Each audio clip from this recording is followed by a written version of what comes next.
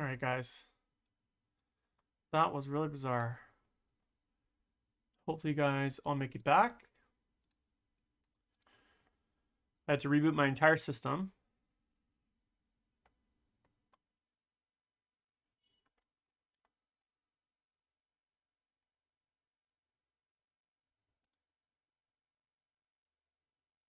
All right, who's back? Who's with me?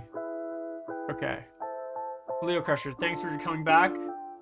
That was really bizarre. So, I don't know, guys. I think I need some computer. I'm back.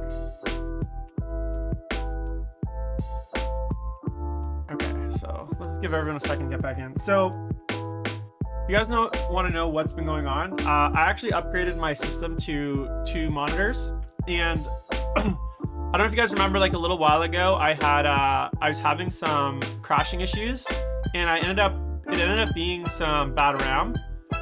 So I got those sticks RMA'd, and I got 2 new sticks of RAM. So I have 32 gigs of RAM. I have a beefy system. It's not like the computer's fault, but ever since I've upgraded to 2 monitors. So I have dual monitors, 1440p. I went from a 1080p single monitor to 2 1440ps. They're very nice. But since I did that, I've had some weird random crashes and weird random lockups. So I think I need to figure out what's causing it. It could be a cable issue. It could be, I don't think it's a power issue on my video card. Could be like a driver issue maybe on my, oh, you know what it could be? Let me just see here.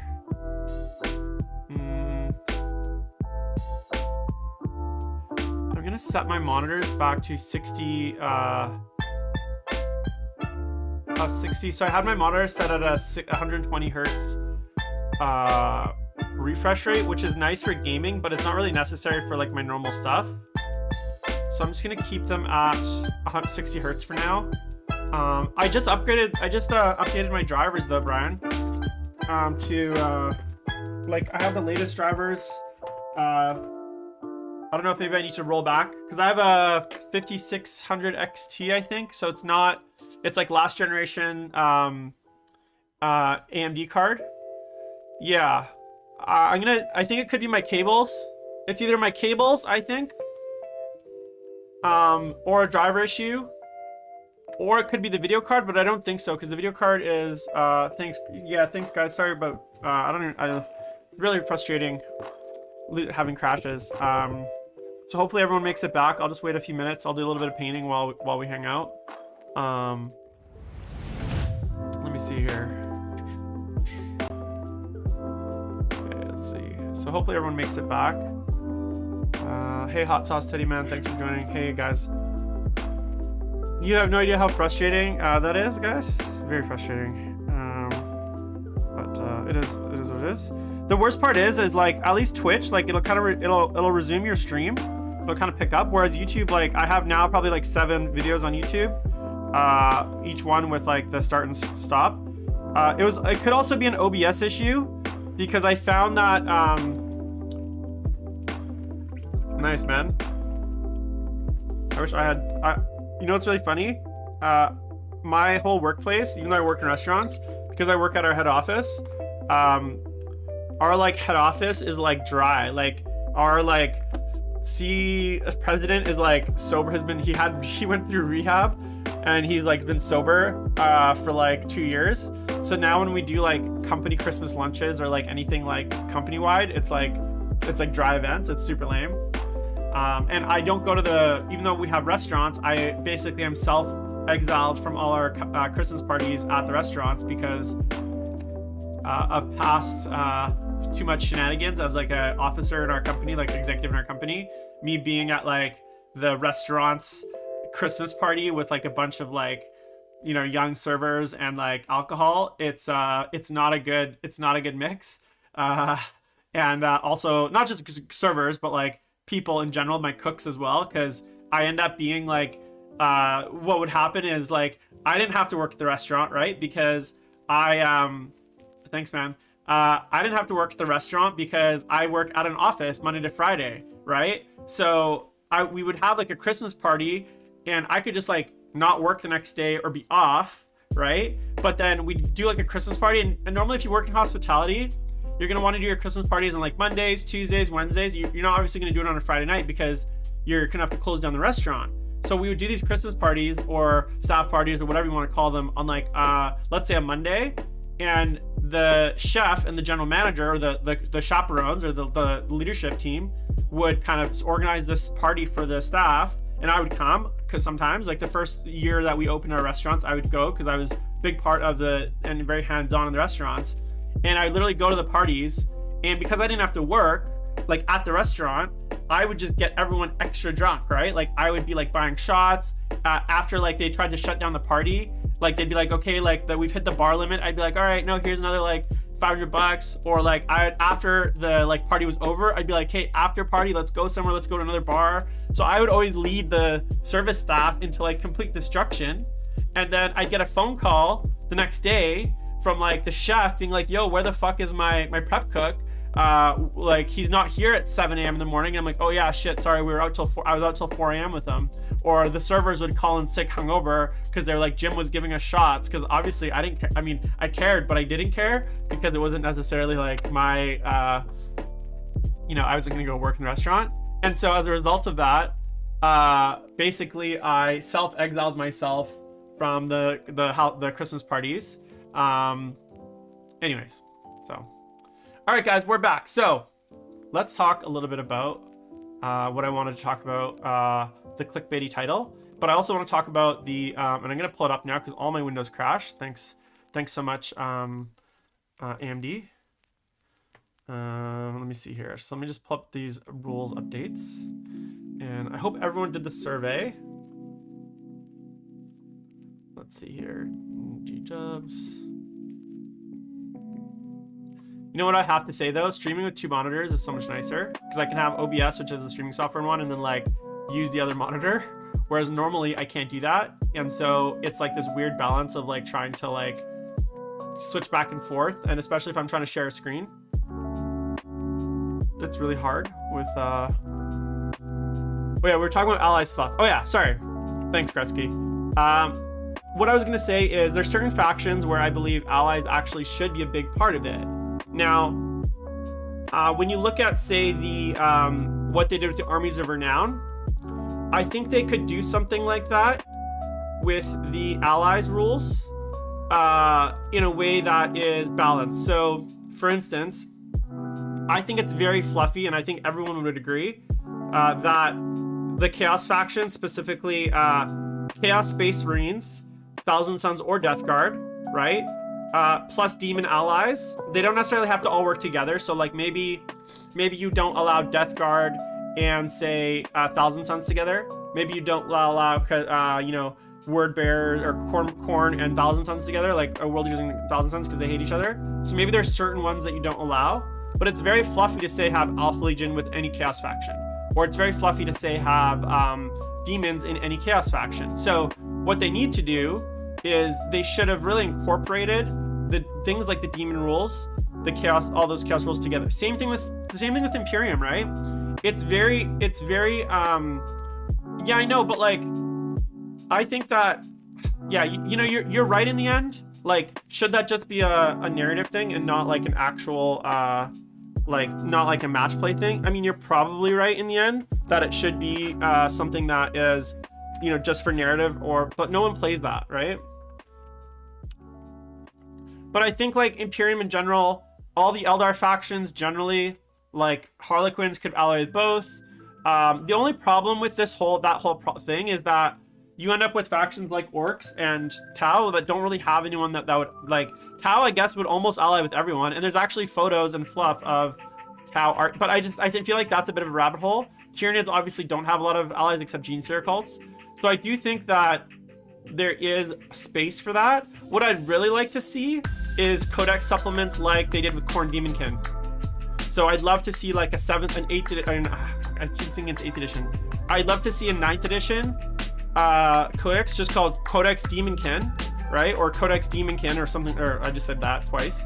So say it's called Codex Demonkin, and it's basically essentially the Be'lakor army list, but with more rules and built out, where it's like a demon or Chaos Space Marine Lord with Chaos Space Marine and demons integrated. And you could do that similar with all the different Chaos factions. But also, I really think it was a missed opportunity, personally, that they didn't incorporate, like, I know they actually removed the demons from Death Guard and Thousand Suns books. I actually think that was a missed opportunity. Oh, thanks, Crystals, man, that's awesome. Thanks for saying that.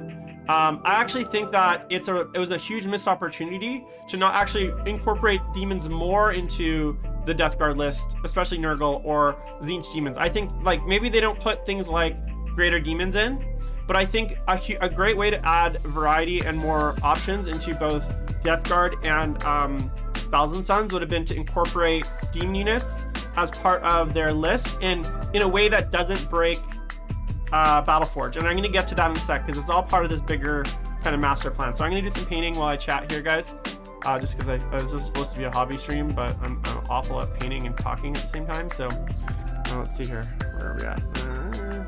How's the focus there? Okay, so while I'm going to kind of go ahead down here, so hopefully the focus is okay there. Okay, so I have some problems with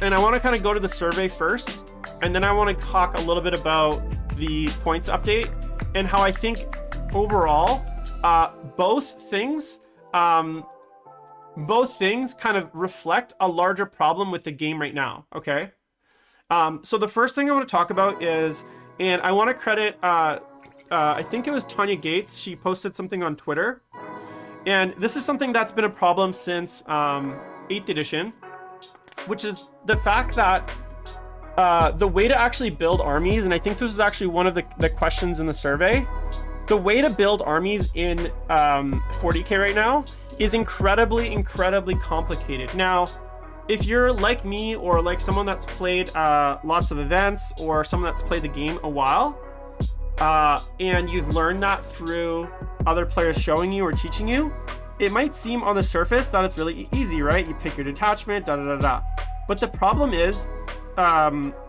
when you get into, and if you're picking a single book faction, let's say, so if you're just picking a faction from a single book, that's all you're gonna play, and a single battalion. So let's say this, if you want to play a battalion from a single book, it's actually not bad, right? The problem is that that's not how 90% of people build armies, right? Most people, they're gonna use multiple detachments, and a lot of times, and maybe less so now, they're gonna use multiple books, right? But the problem is that the way the rules are designed, and this is my big problem with the survey, and it's my big problem with the rules update, and I'll get to why it's kind of a problem, is that it's not intuitive at all how to build a legal tournament army list right now among multiple books, when you incorporate things like warlord traits, CP management for extra detachments, things like Battleforged, whether it's Battleforged or not. Secondaries sometimes work, they don't work sometimes if you're not all from one, like if you're not all from one book. So there's all these layers of rules, right? All the way from how you pick your army, to your warlord, to command points, to detachments, to keywords. So there's all these various layers of complexity that you kind of have to get through to just build a single legal army. And I think it's a huge problem right now. So I talked earlier about how in the 8th edition books, so I'll give you a really good example of this. And I'll give you a really good example of this. So in 8th edition, and they fixed it obviously now, but I want to use 8th edition as an example. You could take demons in your Chaos army by simply, because they're in your troop section of your book, right? So you could say, if you're playing a Chaos Space Marine army, you could basically take any of the demon troop choices, okay? Now, if I'm a brand new player and I open my Chaos Space Marine book and I think, okay, here are the things that I can take in my army, right? There's no indication to me that by taking certain choices like those demons, I'm actually breaking my army, right? In order to understand that if I take demon allies into my book, so like those demon data sheets in my army, that it breaks my basically my my detachment rules. I have to not only know the rules from the detachment section, I have to know the rules from the Battleforge section in the main rulebook. I have to also understand the whole keyword system, right? And all three of those rules combined, when you put them together, is the only reason it now breaks that system, right? Like, it doesn't break the system because it says to you in that data sheet, hey, if you take these demon troops, your army is no longer going to be Battleforged, so you lose stratagems, you lose XYZ. You also don't get like OBSEC. Like, it doesn't say that explicitly. So if I'm a new player and I'm thinking, oh, this is cool, I want to take some, like demons. There's really no way for me to know that like I shouldn't actually do that because it's gonna break my army, right? So that same kind of, now obviously those demons are not in the book anymore, but that same kind of like necessity to kind of combine multiple books worth of sentences, like you have to take multiple books, look at multiple sentences within those books, and then combine that with like your kind of built-in rules knowledge from other sources. And if you took all of the various rules on just how to build an army and how to not break your detachments, and you put them into a bullet point form. So say I wanted to list out, okay, so I'm a veteran player, and I want to explain to a brand new player the things that he can't do or shouldn't do in order to break his Battleforged army. If I wrote that out, that's like a 10 point like bullet points of 10 different things. And none of those things are really spelled out for you in one place, right? You have the Battleforge rules in the rulebook, you have detachment rules, you have stratagem rules, you have secondary rules in one spot, you have the keyword rules, right? All of the, and then you have the specific detachments, and like the idea that you can take mixed detachments that are still Battleforged and legal, but not actually getting stratagems. So like all of that stuff, none of that is super explicit in one spot. So when if I want to teach someone how to build an army in 40K right now, I literally have to show them like information from like 4 different books in like 5 or 6 different places. Like it's not like in one, like, hey, if you want to build an army, do step 1, step 2, step 3, and you're done, right? Like there's nothing like that in the game right now. It's basically this mishmash of rules from all over these different books. And that's just one example, right? Things like, another example I really like to use is the consolidation rules. Again, if you're a veteran player like me, and for most of you guys that are probably watching, once someone showed you how to do it, it's actually quite intuitive.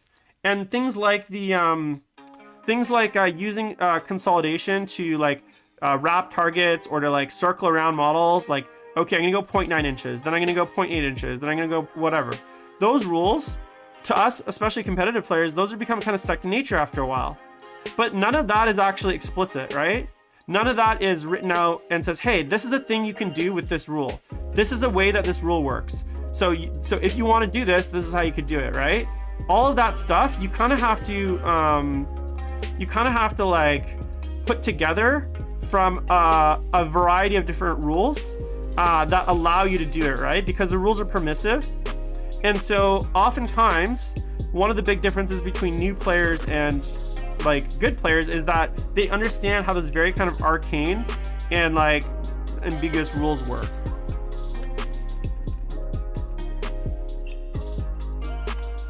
Yeah, exactly, Groski. Huge empty space on this demon pages. It could have easily discriminate empty space. Exactly, man. Agreed, right? So that's just, again, those are just 2 really small examples of how the way that they write the rules are not done in a way that is simple, right?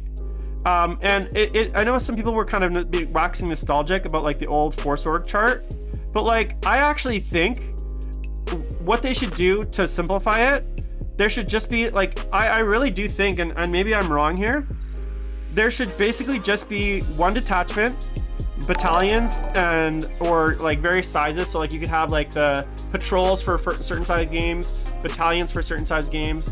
Crystals, thanks for the subscription, man. Appreciate it. So you could have one battalion size, and this would also break, or this would also remove a lot of the abuses with a lot of the abusive lists. So say everyone between 0 to 1,000 you play patrol, between 1,000 to 2,000 you play battalion, and then for 2,000 to 3,000 you play whatever the name of that one is, brigade or whatever. And those are the only 3 detachments, right? And the first thing you do, and there's like literally a bullet point thing how to build an army. So it says step 1, pick your book. Step 2, pick your game size. Step 3, pick your battalion corresponding to the game size.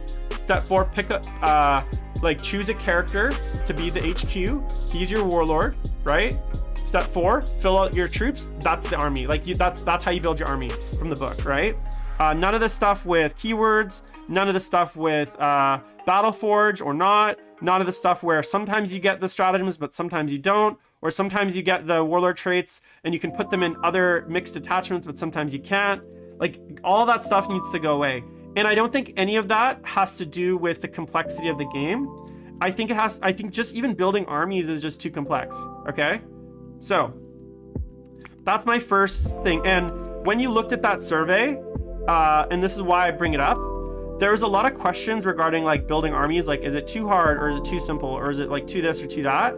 And I actually think those questions aren't good questions. Like, they're not asking the right question, because a lot of those questions kind of miss the bigger picture, which is like, it can be both, right? It can be both too simple and too complicated. And I think a lot of the problem with 40K right now is that like a lot of the I guess advanced play is in very, very nuanced use of the rules, rather than like smart decision making on the table or in tactics, and overall strategy. It's in like abusing mechanics or knowing mechanics better your opponent. And I don't think that makes it a good game, right? Like, I think that actually hurts the game and makes it a harder game for people to get into. So that's my first kind of, I guess, I don't say rant, but that's my kind of first comment on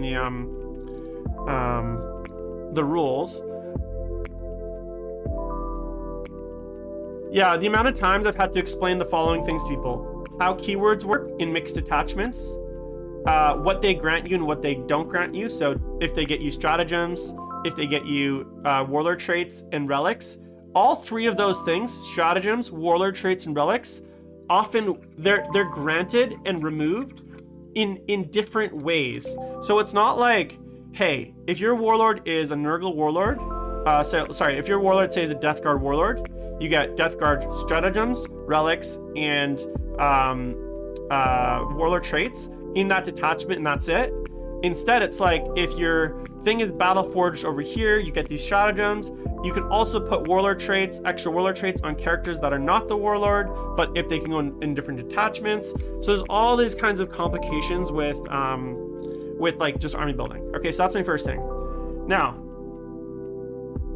I want to get into why I think this Games Workshop rules update is actually, in this kind of direction they're going, is a huge mistake. And I want to hear what you guys think, because it is important to me that what I'm going to say here, guys, you've heard me say 1,000 times before. So nothing I'm about to say is going to be new to you. What is, and maybe someone in the guest audience can tell me this, what is the number one problem with, or one of the biggest problems with Games Workshop, the way that they do rules? It has nothing to do with the rules themselves. It has to do with the distribution of the rules. So right now, Games Workshop is endeavoring or embarking on this crazy, insane, stupid idea to release a quarterly update for the rules, right? In a digital format, but they don't have any digital army books. They don't have any sort of electronic army builder that can have those rules that is actually usable. And there's no way to actually update the armies or the army books and to understand what the latest rules are in an easy way. Because if I'm a new player and I start the game, I have to go onto the basement of the Warhammer community site, and there's an FAQ section there. And then I have to take that FAQ section and I have to cross-reference that with each like paragraph page and figure out exactly what it's referring to. So Games Workshop is endeavoring, like, look, here's the thing. If Games Workshop wants to update their rules every quarter, that's great. But the thing you gotta fix first is your distribution system. You cannot embark on this quarterly update process if you're gonna continue to print paper books with no way to update them, with no digital army books, with no app that actually contains the army books, or no way to actually like read the rules in a proper way that's not on my phone. I don't want to read an army book on my phone, right? There's no way. They're not thinking this through. Already the game is a mess of, and this is, we're only like, I guess 2 years in the ninth. Already the game is a mess of changes, points changes, chapter approved, FAQs, supplements, armies of renown, all these different sources of rules, right? And Games Workshop is going to continue to add and layer these kinds of rules onto it now 4 times a year on top, plus points changes, plus army books, plus supplements. What's going to happen is that in about 1 year's time, the game is going to basically be so like convoluted with where to actually get the information you need to play games. Like already, guys, we're seeing top tournament players, people that like literally should know the game inside out, making mistakes and fuck ups on things like who gets warlord traits, relics, these kinds of things. What is it going to be like in another year when the rules are getting updated quarterly and there's multiple sources? They're all, none of them are digital. There's no central database where all these changes are because they're all in their own individual PDF documents. They're all in their own, they have their own places. There's designer's commentary, and I'm gonna pull this up right now because I want you guys to see this. And you guys will like think this is hilarious, or maybe not. Let's see here. Okay, so let's see here. If I do this right. Okay, so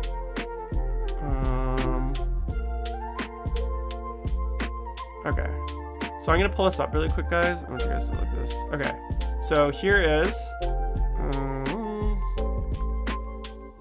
okay, so here's the balanced data sheet now, and I want you guys to like, first of all, there's some like crazy shit in here that they say that I can't get over.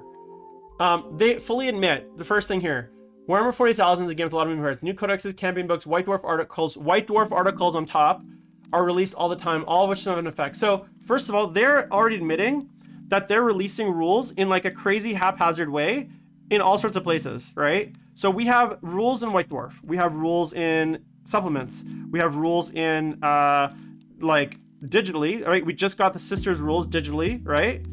Those aren't in a book, and they're in the box. We just got obviously we have now 4 of the campaign books that are out. So that's a huge shit show. Second, they admit a short list of rule tweaks aimed at boosting factions that need a killer edge, right? But like, it's also going to complement the regular chapter approved mission packs in which missions, objectives, and point values are updated. So not only will you need these quarterly updates, right? You're going to need the chapter approveds, you're going to need the FAQs, plus all your books. So just to play this game already, you need this huge amount of different sources, right? Second, and this is the part that I think is like literally the like shoot me in the head part. As with all Warhammer rules, if you're not in an official Games Workshop event, these balance changes are optional. You can use whatever rules you like when you play at home. What? Why would you say that? Why would you say that? Right? Now, not only do we have like all these different rule sections, but some of them are optional, apparently. You don't actually have to even play with them, because if you don't want to play with them, you don't have to. And so what do you think is going to happen when 2 people show up at, say, like, not necessarily a tournament, because tournaments are usually pretty clear, right? But I can imagine a scenario where like people are playing 2 different games of Warhammer. So if I'm playing casually, right, I don't maybe have this update, and I don't know that this is something that is available to me. All of a sudden, I'm playing a different Warhammer game than you and I. third, let's actually go into these changes. I'm glad that they made this flyer change, right? I think it's a good change because I think flyers shouldn't be in the game at all. Now that genie is out of the bottle, so to speak. I don't think we're ever going to be back to a place where flyers don't exist because those models exist. But the way the current flyer rules work, they're just not meant for the game of 40K. Like flyers, there should be a 40K scale Aeronautica Imperialist game where people can play around with all their flyers and zoom. But it's not a scale that makes sense in 40K. Think about it. I have supersonic jet fighters like the Eldar planes that can literally travel through the webway in the same airspace as like demon princes that are flapping around on wings, in the same airspace as guys on jetpacks, in the same airspace as Valkyries, which are basically just helicopters, right? And they all interact together without any sort of like issue, right? Like my supersonic airplane that goes the speed of sound can get charged by a demon prince or a guy on a jetpack, and my helicopter can stop models on the ground, even though or my supersonic airplane that's thousands of look, they bomb battlefields from like 20,000 feet right now, right? You really think an Eldar plane is going to be flying at, I don't know, 200 feet so the demon prince can fly up and attack it? Like, what kind of ridiculous like scenario is that, right? Like, unless ultimately what I think is everything should be hover vehicles. That's the only way it makes sense from a lore perspective. All flyers should be just hover. There shouldn't be any sort of like special aircraft rule. If they want it, just make flyers vehicles with the fly keyword. That would be the simplest way to fix flyers. So all flyers just have the fly keyword, and they move 12 to 14 inches a turn or 12 to 20 inches a turn, and they just have the fly keyword. There's no aircraft rules. They get charged just like every other unit on the ground, etc., etc. That was essentially how I would play flyers, and that's how I would simplify the flyer rules. Keep their stats the same, keep the vehicles the same, whatever. Give them -1 hit because they're flyers, and give them the fly keyword. That's it. The whole aircraft mechanic needs to get completely tossed out. It's completely garbage. And this is the other big part of the game that is really stupid. It's so frustrating. We have an early points review here. So what this tells us is two things. A, either chapter approved for 2022 has already gone to print, right? In which case these rules are from that all the way to the print chapter approved, in which case just release all the points. Why are we having to pay for points updates? They're essentially live patches for your game, right? Why are we having to pay for points updates? It makes no sense. Points updates should be free. They should be annual. Same with FAQ. It should be like an annual free or biannual whatever update to the game. It shouldn't be something that we pay for, right? First of all. And then let's get into the actual fixes themselves, because some of them are actually hilarious. So I'm just gonna pull up my my PDF here, and I want you guys to tell you guys, like, the amount of laziness they put into this is actually astounding. Where is it? There. Okay, so here we go. Oh, let's really zoom in. Okay, so here's the data slate. So first of all, there's the biggest thing is like Liam Russ's got 2+ saves. Okay, no, Baneblades didn't. People are already complaining about that. Death to the False Emperor, it's changed completely. So it went from it's not like it's changed from like an additional attack roll. Like, I don't even know if this is intentional. Like, I almost feel like they didn't actually read how Death of the False Emperor works, and they changed the rule. And then like Necron's already, or like these kinds of changes, guys, should be in a digital update to the codex, right? And then all these things would be in one spot. Anyways, so ultimately, I know that Games Workshop made these changes, and I know that that's what they think is like best for the game right now. But I actually think that until Games Workshop figures out a better way to distribute all these various rules, and figures out how to do digital rules, sorry, I'm just trying to pull up my chat. How to actually do digital rules, and update them and get them to the players in a way that's like concise, in a way that's like collected. So think about Wikipedia. I know a lot of people talk about Wikipedia a lot. What's a great thing about Wikipedia? Everything is in one place, right? Games Workshop needs their own Wikipedia, where it's like, here's the 40K rules, all in one place. When you open your codex or your start to guide, it says go to this website, download, and maybe there's an app that lets you access it. Here's all the rules for the game, always in one place. So they're always up to date. Everything is in one spot. That's the biggest thing, is like, you need everything in one spot. And you can't do that if Games Workshop continues to this kind of model of like updating rules kind of like this. It's totally insane, and like it's just gonna make the game so much harder to approach. And the other thing is too, is like, I don't think it's too late for them to make a I don't think it's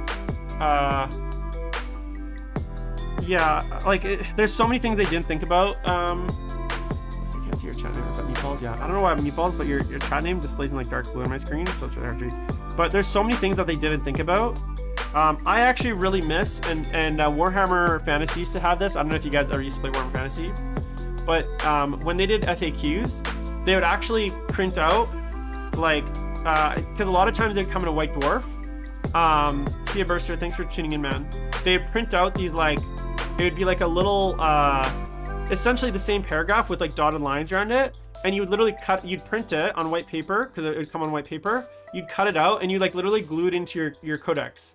So what I think they should be doing is like releasing this shit as like stickers in like a white dwarf, so you can take these like rules updates and basically stick them over the like existing rule book, right? I know it sucked, man. I'm just trying to figure out what a solution is.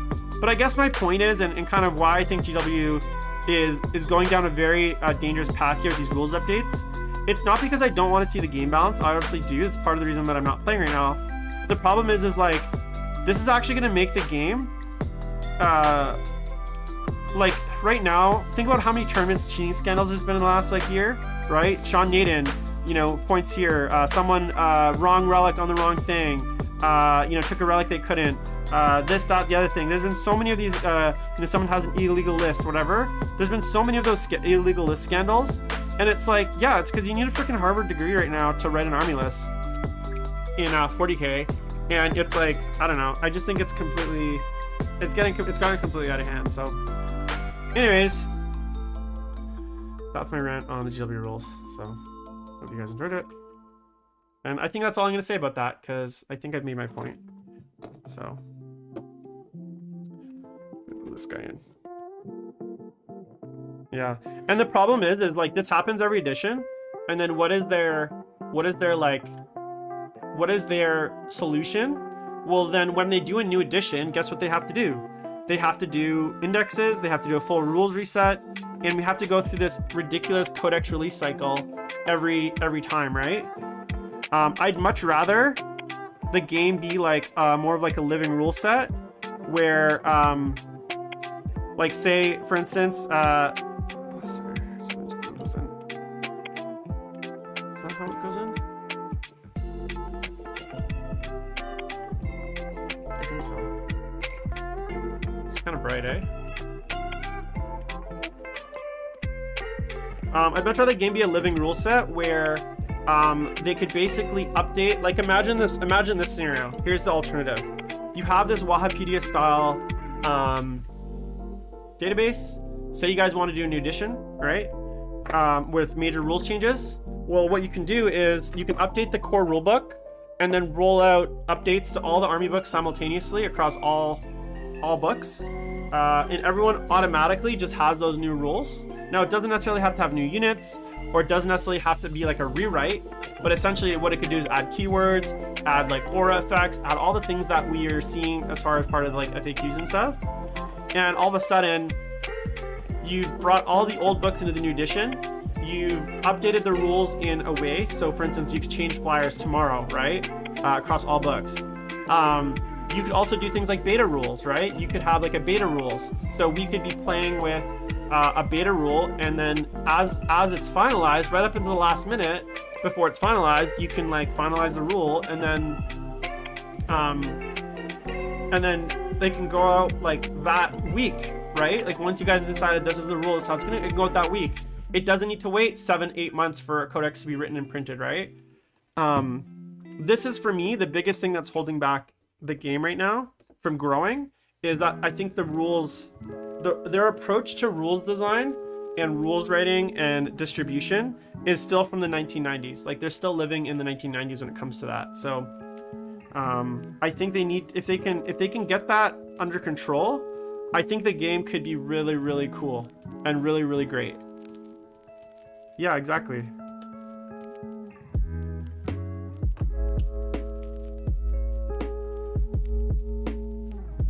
Yeah, but here's the thing, Gretzky. So imagine, so close your eyes for a sec and imagine this world. I want to play Warhammer 40,000, okay? So I can pay $5 a month, right? Let's say something very small, $5 a month, $20 a year, Warhammer Plus subscription, whatever you want to call it. And that money, as part of the living game, gives me access to that living rulebook that is updated quarterly, that has all the updates, that has the chapter approved, that has the whatever, yada, yada, yada, right? And then maybe when there's a new edition, it's like a DLC. You pay like, you know, $20 and it upgrades your whole thing to the new edition. Now, some of you guys are saying, well, Jim, that's a lot of money, or we don't want to pay that. But here's the thing. I bet you, if you think about how many players buy 1 or 2 books an edition, so I might buy, like this edition, obviously I've only bought really like 2 or 3 books, but in any normal edition, I might buy only three books, right? You know, at $60 a pop.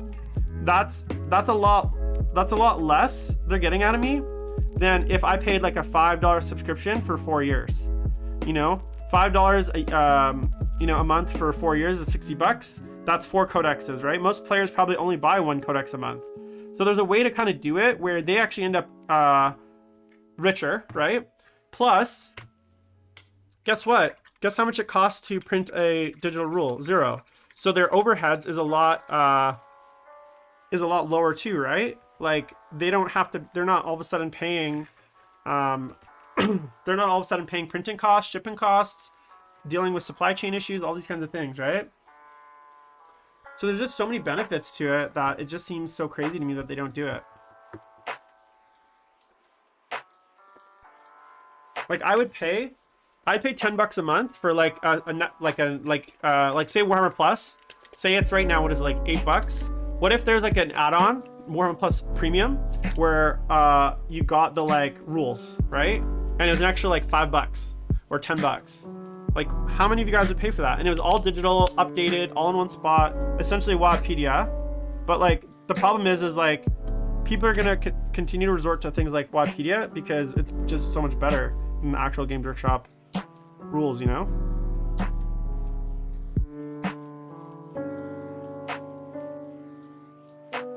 Spinning the rims, guys. But let me know what you guys think. I definitely feel, I don't know if I was getting all riled up there, but I feel like it's just so frustrating, you know?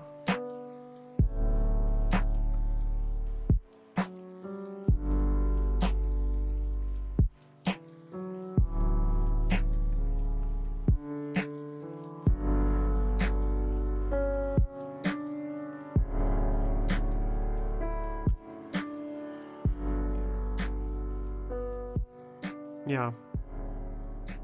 I mean, they just need to,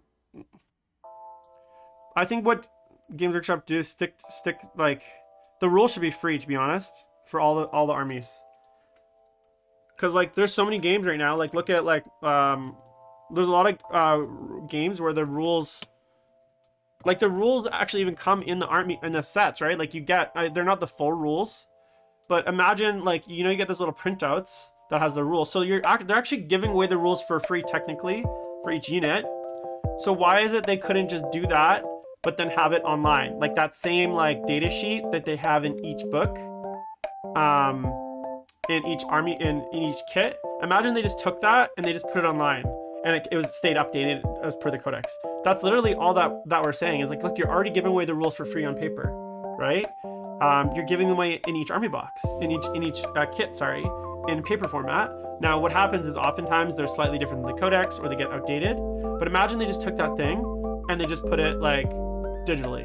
And they're like, hey, you bought this unit, here's your code or whatever, add it to your app. So it's just frustrating.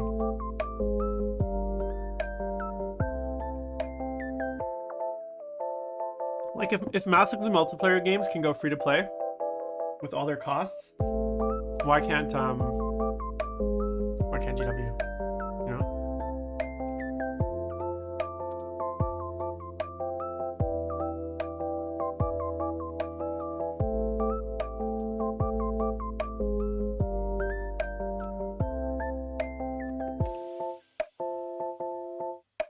All right, guys, how you doing? So frustrating. I don't know why I get all worked up. Like, I'm not even playing that much. That's the thing, Tellable. And I mean, all that ties back together to the whole point of the army building process, right? So the whole process of, like, once you learn the game and you're playing the game, it's a fun game, right? But in order for that fun to be maintained, the game needs balance, and you have to actually get to that point. And right now, the biggest thing is that in order for any person to go from buying their first kit to playing a game, that is literally Mount Everest. Now, once you've gotten to play that first, second, third game, you're learning the rules, the curve, it gets very gradual. But that initial steep learning curve, if you don't have someone to teach you, to show you all that nuance, all that layers, all of those different things, it's actually super, see ya, Richard, thanks, man. It's actually really, really difficult to get into the game. Think about this. The game should be simple enough that two people who've never heard of it can pick up the box and just on their own, what's contained in the rulebook and what they have, like, essentially, like, as a, like, think about any board game, right? Imagine there's board games where the only way to actually play the board game was to have someone else who actually knows how to play the board game teach you how to play the board game. They'd be the worst board games ever. And I know are some very complex board games, but even the most complex board game, you can, like, the instructions are clear enough and they're all in one spot, and you can play the game once you kind of like read the rules, right? Have a good night, Richard. Good luck. Say hi to the fam for me. Yeah, and now, like, that's the thing, FaceRack, like, they keep adding all these different, like, things like rule of 3, right? Things like 2 flyers. Now there's a specific buggy rule. Now there's a transport rule. So they keep having to add all these different exceptions to how to build armies, right? There's now Battleforged attachments. There's now warlords and this and keywords and stuff. So there's just so many different rules just to build armies. It's just ridiculous. Exactly. But the thing is, Meatball, like, you can't go from that starter set. If I showed up, like, if me and my friend bought a starter set and we played at home, the way that we thought the game was supposed to be played, and then we went to Games Workshop or a hobby night and we showed up with an army, we would not be playing the same game as anyone else there. And I know that because I remember when I played Warhammer, literally the whole point of the GW, and I worked for Games Workshop when I was younger, the whole point of the system, there was, like, the thing is, like, it was impossible to jump in to gaming nights to play to play a match play game. It's actually really hard to play a match play game if you've never played one before and no one's taking you through it. Like, it's just not intuitive. Everything that you need to kind of get right is just not there. Not to mention the actual game itself when you're playing it, but just to actually get to the point where I can roll to see who deploys and we can say, hey, we're going to play a game. There's 1,000 steps to get there, and that's actually a big problem. And there's a lot of other games that I know, like things like Marvel or Protocol Legion, they're just a lot less, they're a lot not as hard to start playing, so.